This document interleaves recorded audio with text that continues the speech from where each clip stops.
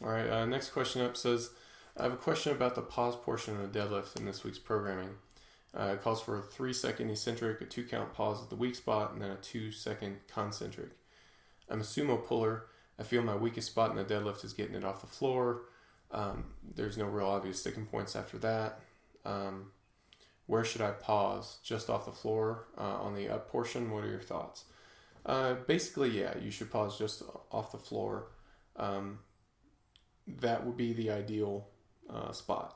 But keep in mind that the intention behind these funny tempo sort of protocols is not necessarily about developing your weak point. Although that's kind of tangentially what's happening. It's not like hardcore work hammering your weak range of motion.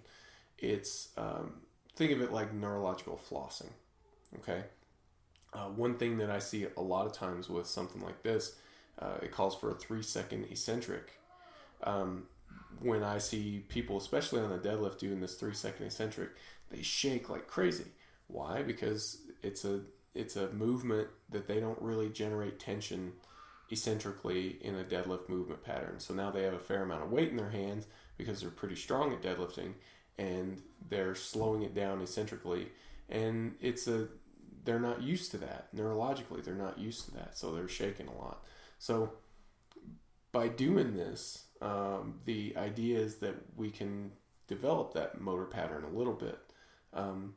We can be conscious of our joint positions. We can make sure our knees are shoved out. We can make sure that our chest is up, our back is locked in, all these things, and that hopefully you get a better feel for the perfect technique.